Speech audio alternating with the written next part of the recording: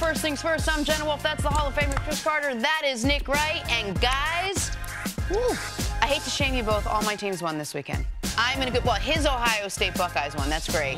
But my Case Keenum's won, which is a rare feat. Okay. The Eagles won. I lost fantasy football, but I always lose fantasy football, so we're good to go. So all in all, it was a great weekend for me. Congrats, Jenna. Thank you. I'm very happy for you. Thanks. Glad you had a good birthday weekend. He I'm had a excited great for today's birthday show. weekend. Lots to do. I'm glad your coach, the greatest coach in America, was able to see him. We couldn't hide him anymore. Jim Harbaugh, University of Michigan, the smartest guy in sports television. There's a misleading clip of me floating around the internet that my partner, my good friend, well, as some would say, my adopted mentor, Cris Carter, is sharing.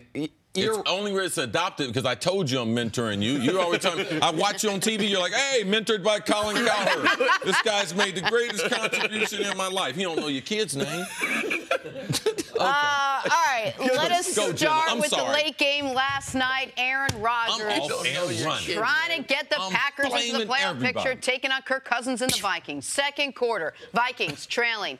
Cousins finds Stephon Diggs, and we are tied at 14. We got a ball game. End of the third now, Cousins. This time to Adam Thielen. Thielen in for the touchdown. Vikings extend the lead 24-14. Less than 3 minutes to go. Packers still down 10. Rodgers cannot connect with Devontae Adams in the end zone, and the Packers lose the game. 24-17 was your final. They fall to 4-6-1. Vikings take the win. Here's their quarterback, Kirk Cousins, on defeating Aaron Rodgers. Well, last week left a bad taste in our mouths, and the chance to come back on Sunday Night Football against a division rival at home was a great opportunity, and I'm glad we made the most of it. It took, a great team effort, a lot of people involved to make that happen, and I'm thrilled with the outcome. Well, I mean, we are where we're at right now, record-wise. We're going to need some help from some teams, and then we got to take care of our own business. We're going to have to find a way to win a game on the road. We're 0-6 on the road, so we just got to go back home, get some rest, beat Arizona, and then come back and beat Atlanta, and go to Chicago, a place we've won a number of times, beat them, go to New York around Christmas, beat them, and come home against Detroit, beat them, get a little help. But that's it. Only these 7 things and then nothing else, and then the 8th thing. That's it. All right, so if we take a step back for just a second, see, who do you blame for the Packers? I'd call it a very disappointing season. Well, I don't think that I'm just going to point specifically at one aspect. I think that, like a number of teams, but the Packers in particular, I think them in New England, when you look at the new rules that are really helping out a lot of quarterbacks play at a higher level than we're used to seeing, what we're seeing is we're seeing other teams, their quarterbacks can play to the level that the Packers and the Patriots are used to seeing only their quarterbacks play at.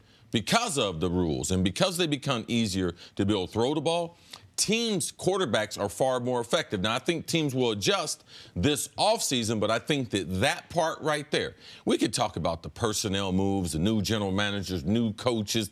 We can do that, but for me, I think that's one aspect that was miscalculated because we didn't know the numbers were going to jump as high, and we didn't think our best 2 quarterbacks, in Aaron and Tom Brady, that the pack would be so close to them. Like, why wouldn't they benefit from these rules?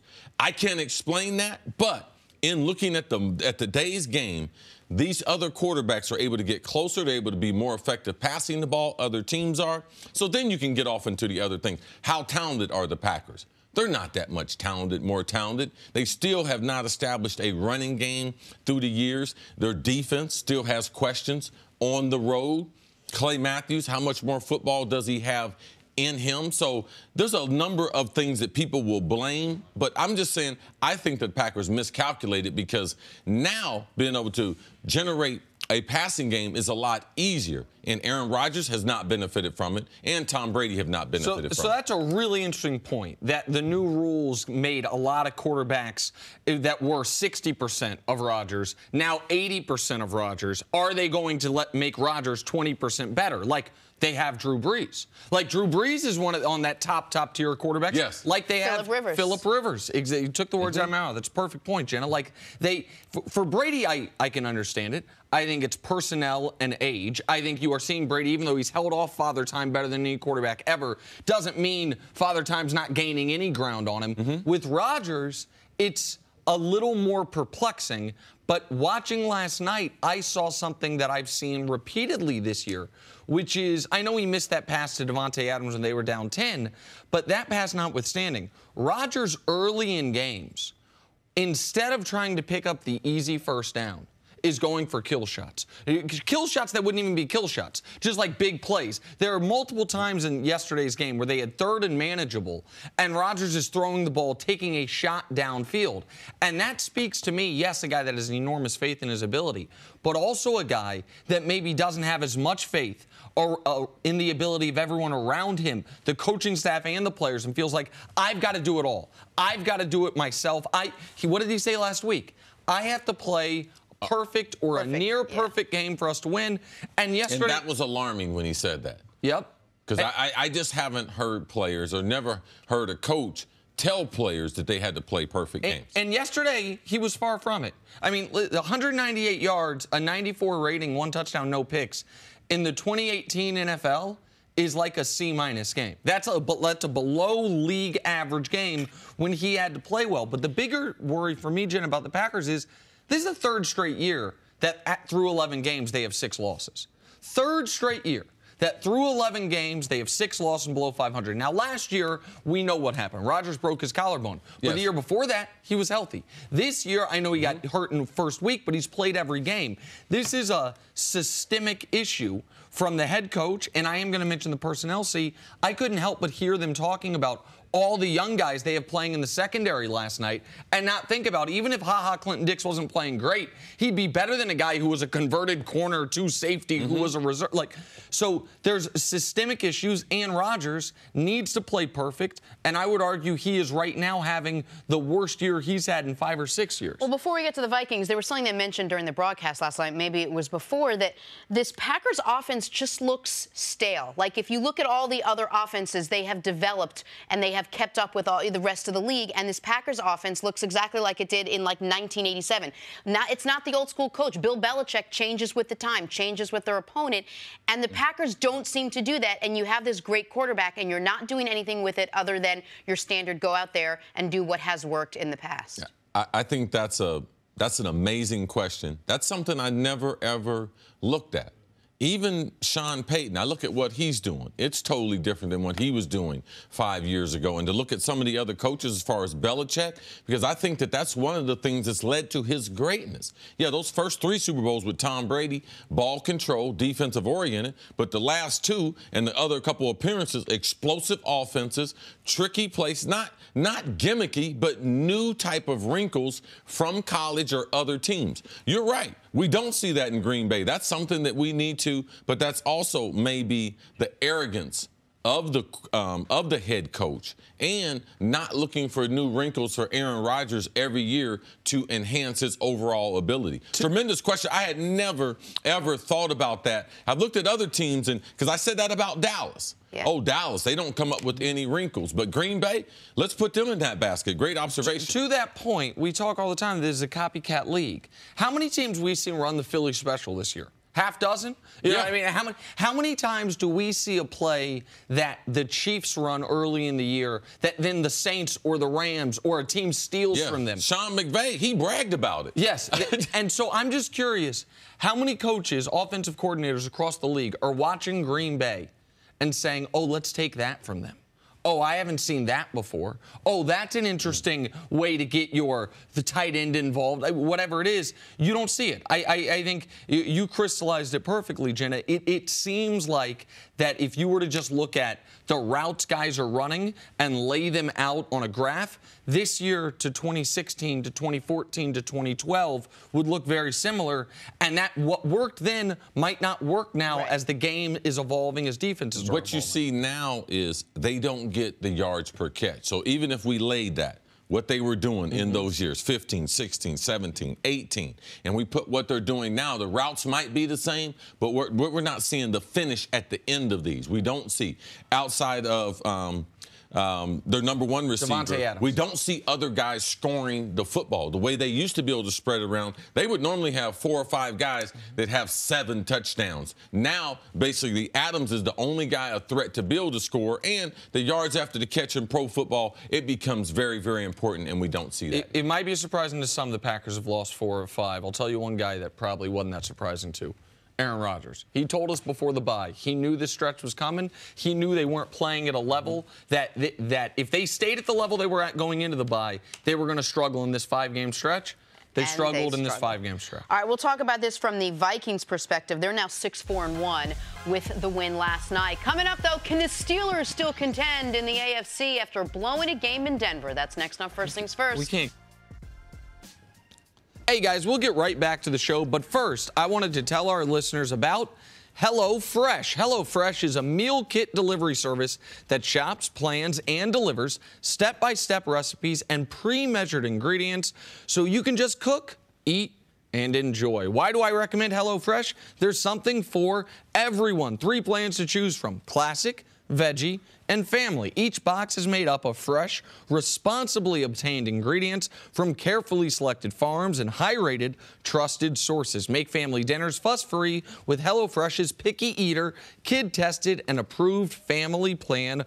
There are so many delicious options to look forward to. Personally, I can't wait to try the pork carnitas tacos, which are a weeknight-friendly version of carnitas, one that doesn't involve hours of slow cooking. To create it in minimal time, you'll add a spice blend and a bit of stock to make ground pork rich and saucy. That warmly flavored meat is the centerpiece of these tacos, which also come with a solid selection of tasty toppings to choose from. If tacos aren't your thing, HelloFresh has plenty of other dishes, including another delicious dinner I'm looking forward to in the Tuscan chicken linguine with roasted tomato, basil, and a creamy Parmesan sauce. HelloFresh's chefs took pasta night to the next level with this one, thanks to linguine, tomatoes, and chicken with Tuscan herbs. This recipe has all the Italian flair you could want and then some. The dish is accompanied by a sauce that has all the creamy goodness you want. It has cream cheese, Parmesan, a garlic herb butter for a trifecta of dairy deliciousness. Rediscover the excitement of cooking. Look forward to your HelloFresh delivery, knowing dinner just got that much easier. All the ingredients come pre-measured and handy labeled meal kits so you know which ingredients to go with which recipe. You won't spend all night in the kitchen because recipes only take around 30 minutes. There are so many benefits of subscribing so you can keep enjoying HelloFresh week after week. Spend less time meal planning and grocery shopping each week and get that time back to do more of what you love. Get delicious, filling meals delivered right to your door every week for less than $10 per serving and free shipping. So here's how it works. For a total of $60 off, that's $20 off your first 3 boxes. Visit HelloFresh.com/FTF60 and then enter FTF60. Again, for a total of $60 off, $20 off your first 3 boxes. Visit HelloFresh.com/FTF60 and enter FTF60 as the promo code. Visit HelloFresh today. We're going to get to the Steelers in a second, but first, a couple of big plays from last night. Adam Thielen hauls in a pinpoint pass in double coverage from Kirk Cousins. A couple observations on this. One, I thought it was getting picked. And 2, 5 years ago, that safety blows Thielen up. That's one of the plays they took out of the game smartly. This is an amazing throw and catch. Great catch. Great catch. Kirk Cousins realizes the DB's on the outside, so he throws the ball on the inside. The only way that the wide receiver's going to be able to catch it. Adam Thielen, spectacular. Another 100-yard game. Yep, 9th of the year. All right, the Raiders' Jared Cook with a sensational one-handed grab before falling into the end zone. We don't have many Raiders highlights, so let's savor the ones we do. I mean, the Raiders, it looked for a moment there they might pull off the upset. Lamar Jackson, the Ravens were too much, but this was an outstanding catch. Jared Cook's had a very good season. John Gruden, if you look at one player who he has really helped their career, Jared Cook will be the one single one. Oh, he helped out Khalil Mack, let him go. Oh, he also helped out Amari Cooper, too. Yeah, I'm sorry. I'm so sorry. Hey, you took my joke. That was awesome. Seattle's Chris Carson is upended by Carolina's Eric Reed. Crazy thing, lands on his feet, keeps running. See, you've been telling guys stop hurdling, but it's insane. It's not. If guys, when they do get hit on it, land on their feet and get a couple extra yards, they're never going to stop. That was wild, man. Amazing. No, he's a little distracted right now. He's got Urban Meyer's got no respect for our guys. Stay on the ground. Stay on the ground, please. And then I'm telling everyone, stay. Someone's going to get flipped. And then this dude's so talented, he lands on his feet. Yeah. All right, the Browns' Nick Chubb, another real talented guy, comes down with an amazing touchdown grab over the Bengals' D. Look at that. I couldn't believe this was a catch. That's amazing. I couldn't believe it either. Not from a running back. Around his head, and then to survive the ground, all of it. This was a spectacular catch. Great day by Baker, great day by the Browns, which I know we'll get into. Hugh Jackson just holding L's left and right. I know, current team, former team. Moving on to the Steelers, who face the Broncos in Denver. All right, here we go. Just over a minute left in this one.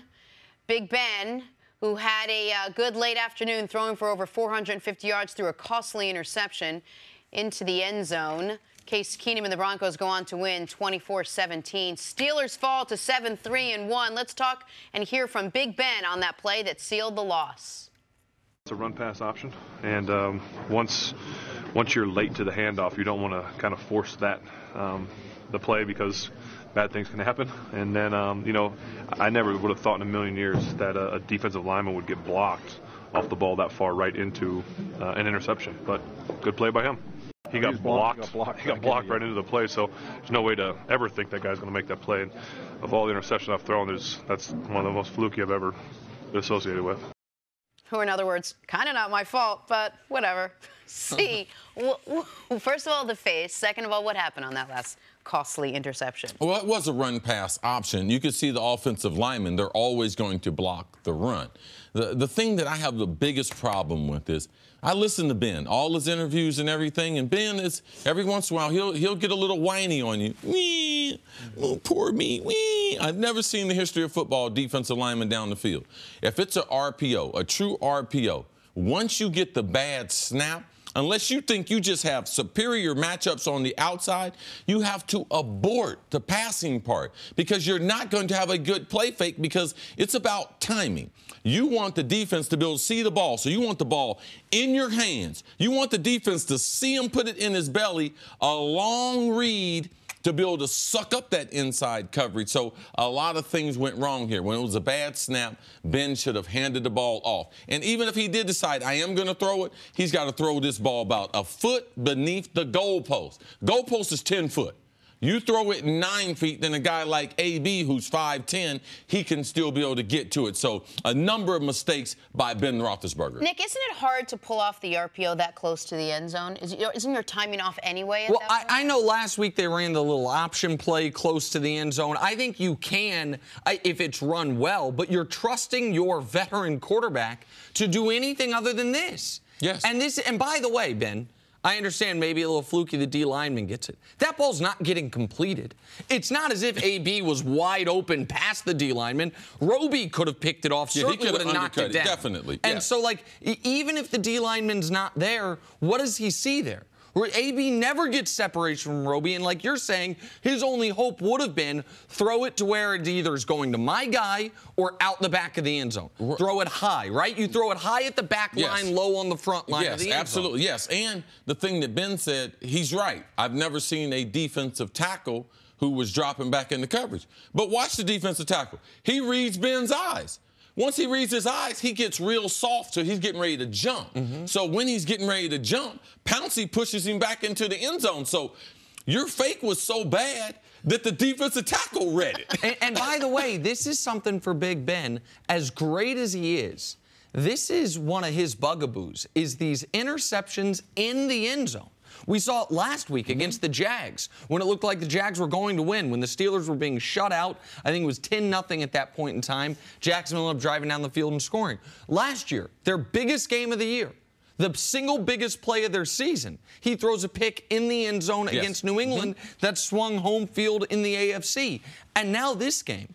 And the Steelers, they got away with one last week. Talked about how in the last 16 on the road, they were 14-1-1 with no regulation losses. It's like they needed to lose a game. Because they tried to last week, couldn't. Tried to this week, they found a way to do it. But this is a brutal loss for them, given what they have the rest of the way. Given that they still have the Chargers, they still have the Patriots, they still have the Saints.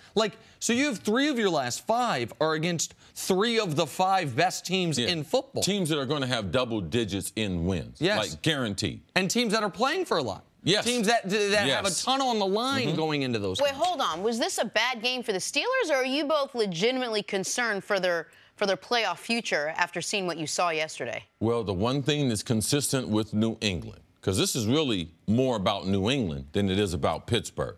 If you want to try to be able to knock New England off, we know you got to get them on the road. And here we are sitting, New England, the number 2 seed after 11 weeks. So at 8-3, they have the win over Kansas City. Kansas City slips up. Guess who's going to be the number 1 seed again? Well, and even I think Kansas City is going to end up being the 1 seed. But the Steelers and Pats, it has looked for a while that the 2-3 is going to come down to them. And if the Steelers are finally going to slay that Patriot dragon in the playoffs, it almost has to be in their building. It almost has to be at Pittsburgh, with the Patriots having played the week before in the wild card round, a little more beat up than they typically are.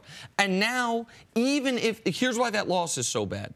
Even if they beat New England, they are far from a lock for that 2 seed, because they still have the Chargers, they still have the Saints, as we mentioned. So this is a game, and I'll give Denver credit. Denver's got 4 losses this year to Kansas City, the Rams, and Houston by a combined 16 points. Yes. Denver is better than their record suggests. They have played very good teams very well. 2 big wins in a row. And 2 great wins in a row the last couple weeks.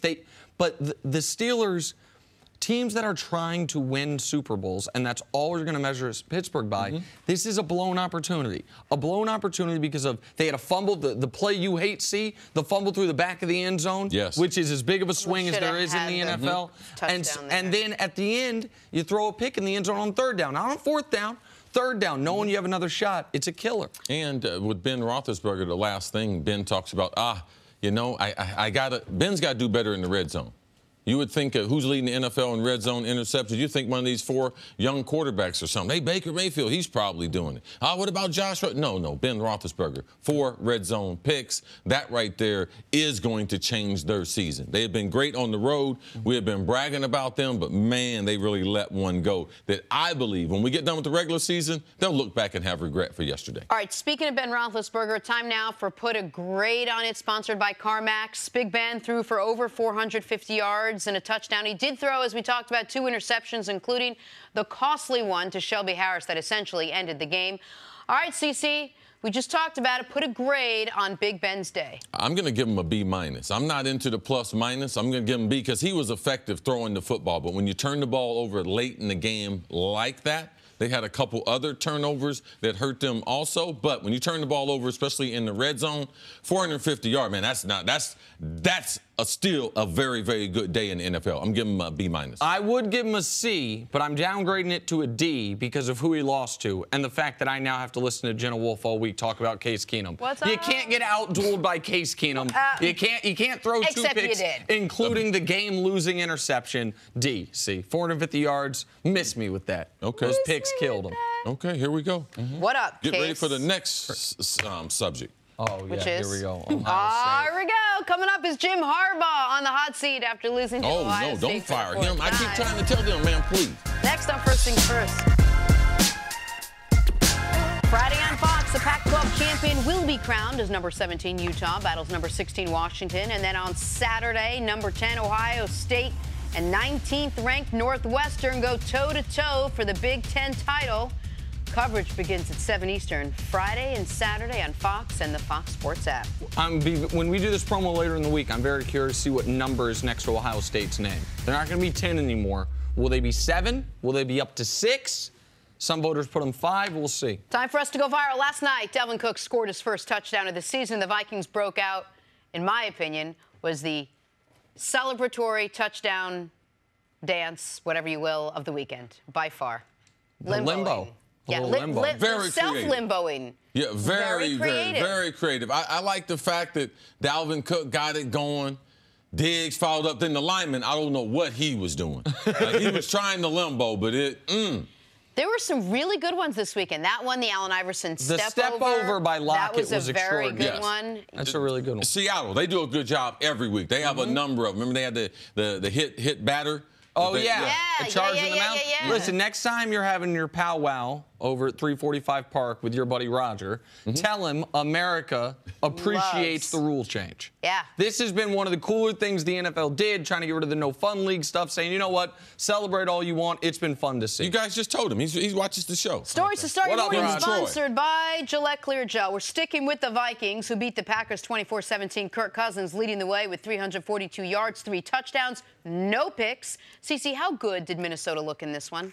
They look like the Vikings team we were expecting to see before the season. Now, it's hard after last week's game against Chicago, not a performance that they were proud of. But with Dalvin Cook being somewhat healthy, the healthiest he's been this year, we also saw Diggs being healthy. He has been injured the last several weeks. So when they have their core group of special guys on the offense, because that offensive line is still a problem, they can be a special team with Kirk Cousins at the helm. He was great. Great win for them yesterday. And now the next 2 weeks are going to determine the course of their season. Back-to-back prime-time games on the road. At New England, at Seattle. For Minnesota, they had to get this win because of that schedule coming up. Great job by Kirk Cousins. What a day for Phillip Rivers. Career day, in fact, against the Cardinals. Completed his first 25 passes. That is an NFL record.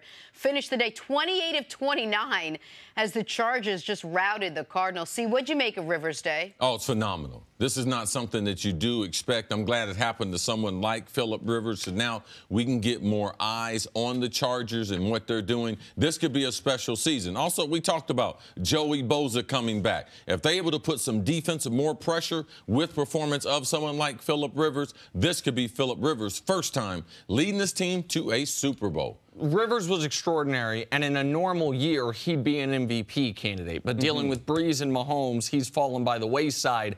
Costly win, though, for the Los Angeles as we await to hear the results of Melvin Gordon's injury, because he has been a key part of the offense that has been so good all year long. Right now, all we know is it's an MCL, right? Moving on to the Colts. They won on a game-winning field goal to beat the Dolphins 27-24. Andrew Luck threw for 343 yards and 3 touchdowns.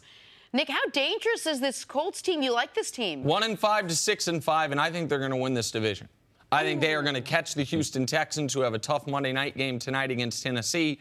This was vintage Andrew Luck. Down 10 in the fourth quarter, no problem. The scramble on 3rd and 9, he ended up throwing it, but the scramble away from pressure, and then the huge throw downfield, it was like when year 3 of Luck, when he seemed to be doing that every single week to somebody. He was outstanding. He got sacked for the first time in a month and a half, but didn't hurt him. Very impressive what they're doing in Indy. All the eyeballs will be on Luck, but what they've done as far as that offensive line, putting someone in front of them, trying to have a running game. After one more year of free agency and another draft, watch out for the Colts in 2019. Great story this year, but next year, because they got a lot of cap space, they add a player or two, they could be real dangerous. But great for the NFL that Luck is back.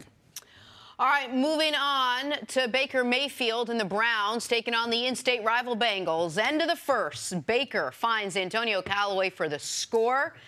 Later in the half, Baker finds David Njoku, who somehow, some way, gets into the end zone for a touchdown. And then right before the 2-minute warning, Nick Chubb makes the incredible grab to put the Browns up 28. Baker making it look easy yesterday. Browns win 35-20. Watch this. Baker runs into Hugh Jackson after the game. Let's just say they're no longer BFFs. Okay, so here's Baker on that icy exchange.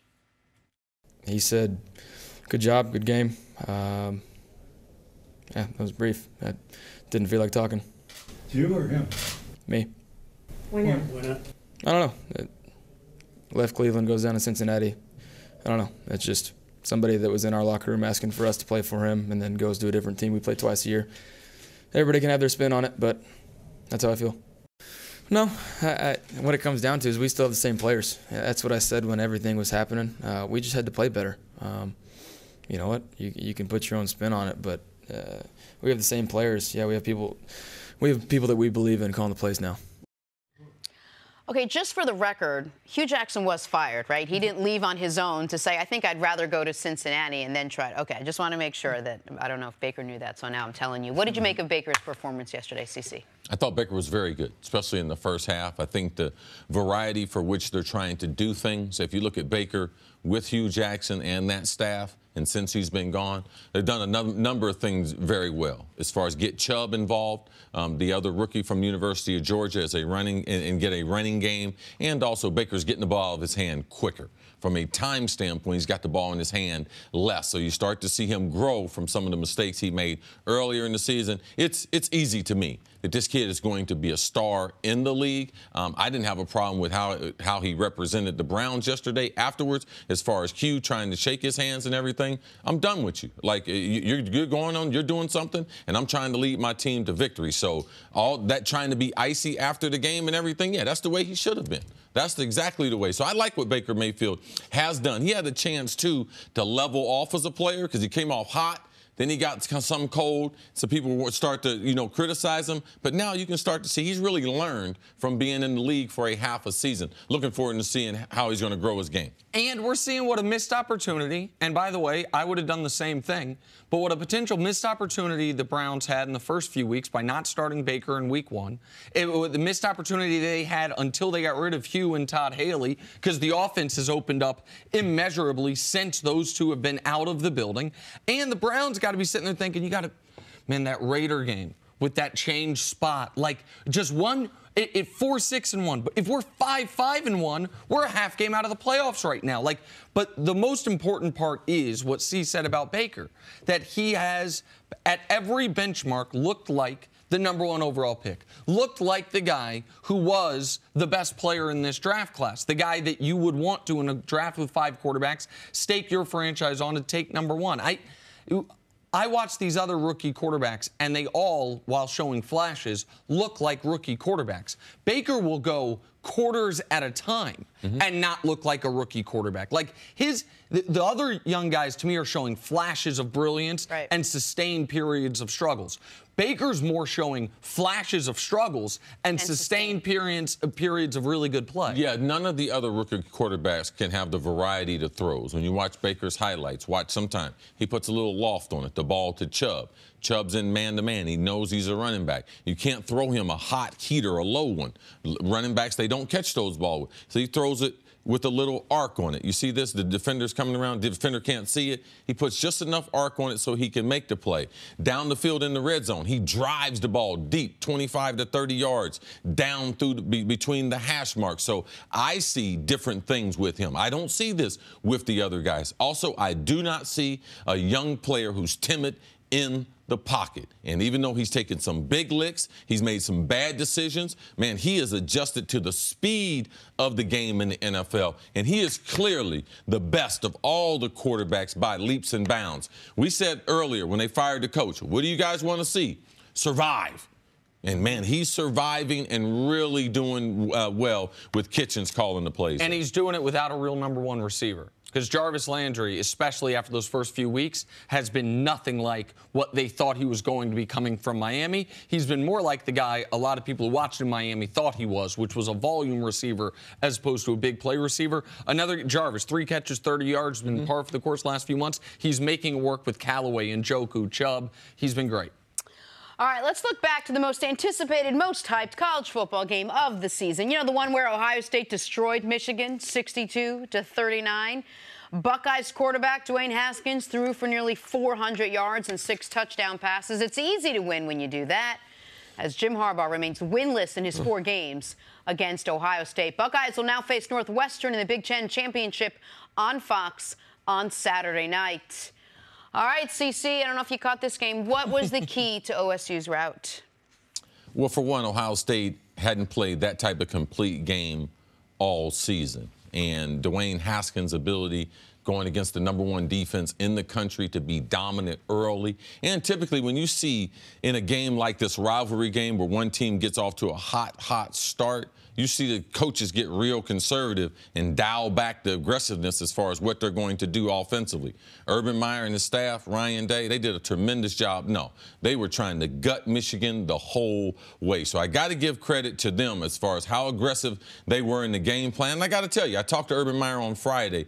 He was very, very confident in how he thought the team was going to play and the game plan that they had put together. Now, no one in these rivalry games thinks it's going to be as lopsided as this game was, but their game planning offensively and how they dismantled that top defense, realizing that we still have substantially better athletes at Ohio State than they do at Michigan, and that's what you are able to see in this game. Pass protection, phenomenal. That great defensive line of Michigan weren't able to get to Haskins throughout the game. So brilliant job by Ryan Day, Urban Meyer in a rivalry game that was a mismatch. In this game specifically, tremendous credit for Ohio State at sustaining the body blow that happened near the end of the first half. Michigan scores. A half that Ohio State has dominated. There's then a mishap on the kickoff. Michigan scores again, and all of a sudden it's 21-19. Ohio State stops them on the two-point conversion, then drives the field, gets a field goal of their own, ends up only being a 3-point swing instead of a potential 6, 7, or 8-point swing, and then in the second half just blew the doors off of them. This was, like you said, the best game Ohio State's played all year, and defensively, the worst game Michigan's played by an enormous margin. But I want to talk about Urban Meyer just for a second because there's obviously been a lot of reports about the cyst he's dealing with. We don't know how much longer he's going to coach. What he's done at Ohio State in these 7 years is nothing short of remarkable. I understand he won 2 championships at Florida and only has 1 with Ohio State. But here's what he's done.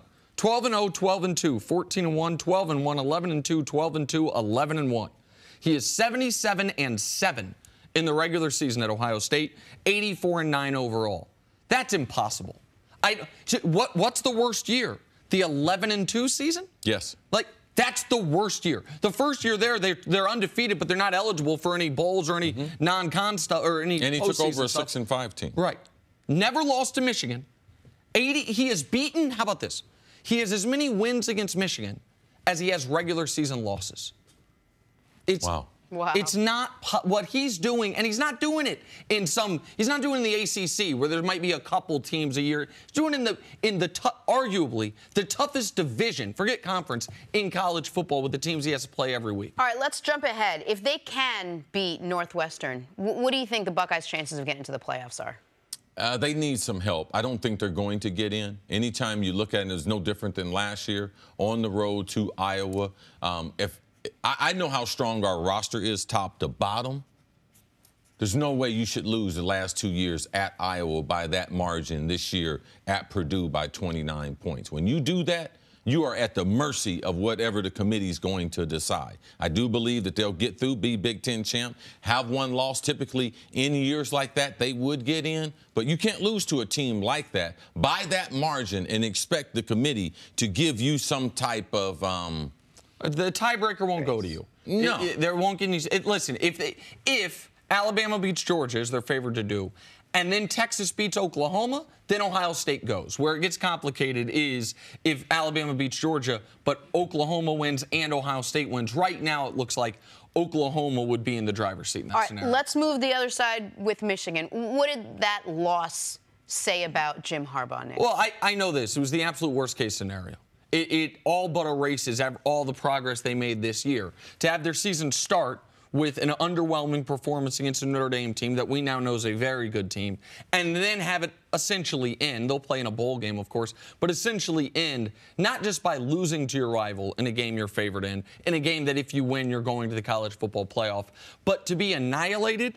Michigan football has now allowed more points this year in a game than Michigan basketball has. You can't have 60 hung on you, and it could have been 70 hung on you in your rivalry game when this is your best team. All my yeah buts for Harbaugh got removed in this game as far as it is his own players. It is his own quarterback. It is a game where you could say the talent should have been relatively equal. And they clearly saw something on film, about this #1 defense in America that they could exploit, and they exploited it, all afternoon long. I don't know if this says anything about Harbaugh. To me, I have the same opinion before the game as after the game. All right? The best thing about Michigan happens to be their defense.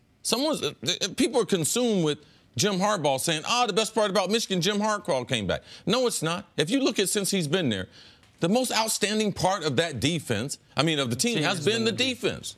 So, yes, if you were talking about the defense, yes, man, their defense has improved. The only way you're going to be able to win a championship is to have a type of defense like that. But Harbaugh, since he went a number of years ago, I think it was like 8 years ago, when he decided to go to University of Nevada and to be able to look at the pistol offense and look at this new creative offense that he wanted to run with Colin Kaepernick, who happened to be a young quarterback there. Since then, he has done nothing offensively that is innovative. You talk about Aaron Rodgers, Mike McCarthy, you look at Harbaugh. What has he done as an offensive coach, as an NFL quarterback? Y'all tell me one thing that he has done as offensive innovation. Tell me one time when Michigan ran a play and you're like, whoa, that was a good play there. You know what Ohio State did at the goal line with Ryan Day? They got a quarterback who can't run. They ran the option. You know what they did after they started doing shallow crosses? We call that bomber formation, which I told Urban I was going to punch him in the face if we didn't run a lot of bomber formation. At halftime, they started trying to switch it. The DB would take the crossing route, so we do this thing called plane. You act like you're going over bomber, then you return the other way. That's what we started big play. No answer for that. Yeah, and Urban Meyer is not an offensive coach. But when I told him these things on Friday, he was open in his mind saying, you know something? Man, we're going to do some of those things. Harbaugh, y'all tell me one thing. I'm open to it. I'm open to innovative, new things. Tell me one thing that Harbaugh has done. Tell me one quarterback that he's developed. Tell me one offensive player at Michigan that's been outstanding in 4 years. Tell me. Well, and what's so disappointing about that is what he did with Cap and taking what they did at Nevada, putting it into the NFL, that was innovative. That was cutting edge at the time. And he had enormous success from it. But since then, listen, you got to adjust opinions as facts change. I thought you were going to have to adjust yours after this past weekend. I thought Michigan was going to win, and you weren't going to. I didn't have to adjust my opinion. I thought this is not a great Ohio State team. Michigan should be able to beat this team. That offensive line Ohio State got, it is not top-notch. That defense, it stinks. It stunk for 4 weeks in a row. They couldn't stop Maryland. How many points they give up to Purdue? Right. So my opinion of Ohio State was real. I know Harbaugh. I know Harbaugh is overrated. Let's just say that. Harbaugh's overrated. That was my opinion before the game, and now here we are on Monday. My opinion ain't changed. Well, the game worked. The game went to validate your opinion further. All right, let's look I know something about football.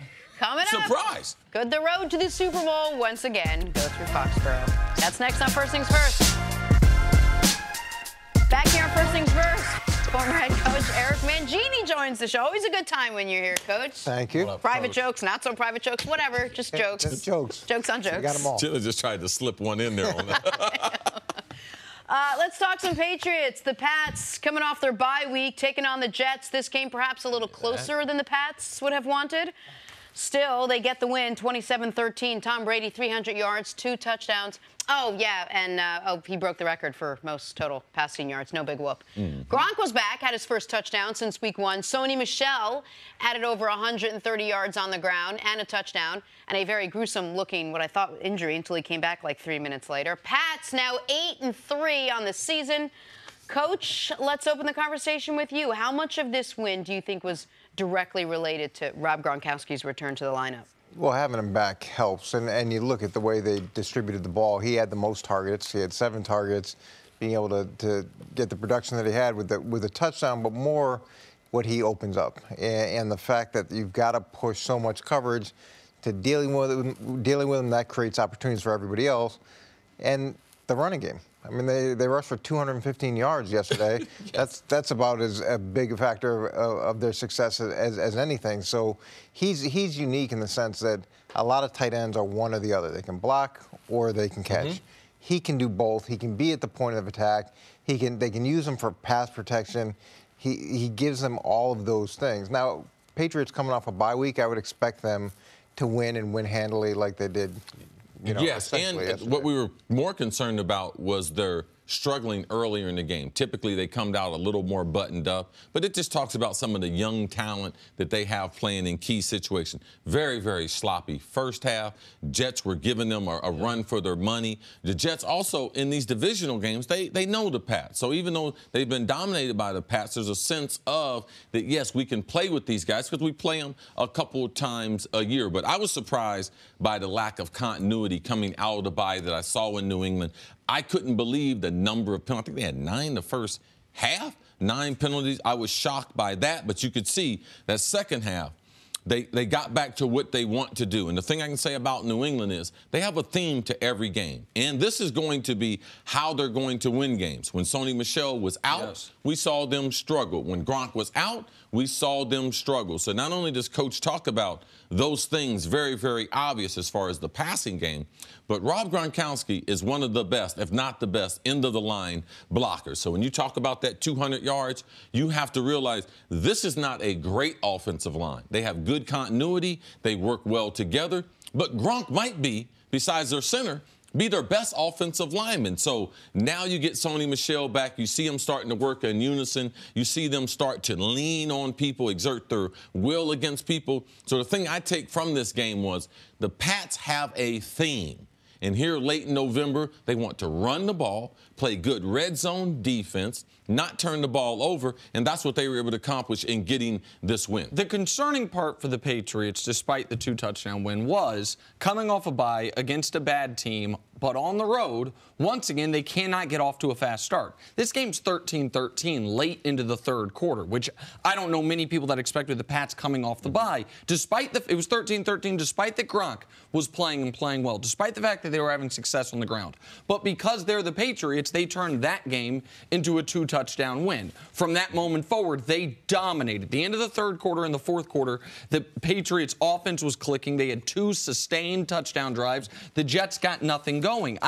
But they do need, more so than any Pats team of the last few years, I feel, all of their top flight weapons. We have seen them go to a Super Bowl without Edelman. We've seen them go to a Super Bowl without Gronk. We've seen them in the past just kind of have rotate a running back. I think they have to, in order to be able to compete at the highest level against teams that aren't the Jets, particularly on the road. They need Sony Michel healthy. We have seen he has been the key that has unlocked their offense this year. They need Gronk in there, even if he's a lesser Gronk, because teams still give him the respect that Coach is talking about and what he does blocking. And they need Edelman as their consistent slot threat. We know Chris Hogan's going to get those passes where they do the fake double handoff, and then he seems to always be coming open across the middle. Like, that's going to be there. But they need to be able to check all those boxes this year more so than in years past, in my eyes. Well, coming off the bye week, you would expect them to be a little bit sharper than they were, but sometimes that happens where you're hoping for one thing and you anticipate one thing, but the lack of practice that you have during that off week does really affect you. And these games are historically close or have recently been really close. So the fact they won by 2 touchdowns, I think, is an indication of the work that they did do. Did it take a little longer than they hoped? Yeah, but it was still a bigger margin of victory than they've had lately. But how do you explain the penalties then? It would seem like a very sloppy game, an undisciplined game, which is not characteristic of a Belichick team, regardless of whether they come off the bye or not. Yeah, and look, that's going to be addressed, and it's going to be aggressively addressed because there's no place for penalties and for giving those away. But I do, with the way the buys work now and the amount of time that players get off, you can't do the same things that historically we did in New England. In a lot of places we did where you get those extra practices and you're working on yourself and you're actually sharpening up a lot more. There's a lot more time off now than there has been historically. And, Coach, sometimes when you're playing against a team that's playing very aggressive, a team that was with the Jets, who I thought these young kids, man, they were trying to win this football game at the beginning. So they kind of forced the Pats into with the tempo because they were playing a little bit faster than the Pats. The holding, also they were getting ready to blitz a couple times, illegal perceived false start penalties. So sometimes the opposition can force you into forcing you into turnovers or creating you into mistakes that you're not necessarily customary going to make. That's what I thought some of those mistakes were early. And we've talked a lot on this show about some of these star rookies. The Quentin Nelson you mentioned, he might win Rookie of the Year as a guard. We've talked a ton about Baker, Saquon, Derwin James. Man, Sony Michel is an excellent excellent football player. The Patriots saw something in him. I thought he was the second best running back on his own team last year with Nick Chubb at Georgia. He has been outstanding. And if you look at where he plays, where he doesn't, it's so closely correlated to games where the Patriots score 3+ touchdowns in games where they don't. They obviously got 4 yesterday. Well, it's nice to look at Cordarrelle Patterson's development, Josh Gordon's development, Sony Michel's development. You get to about mid-season, and you start to see these jumps of guys that hadn't been in the system or have new roles in the system. Thank you for listening to the First Things First podcast. Remember, leave us a review and tell us what you think. Subscribe to the podcast on Apple Podcasts and catch us on FS1 Monday through Friday, 6:30 a.m. Eastern. For Cris Carter and Nick Wright, I'm Jenna Wolfe. So long, everybody.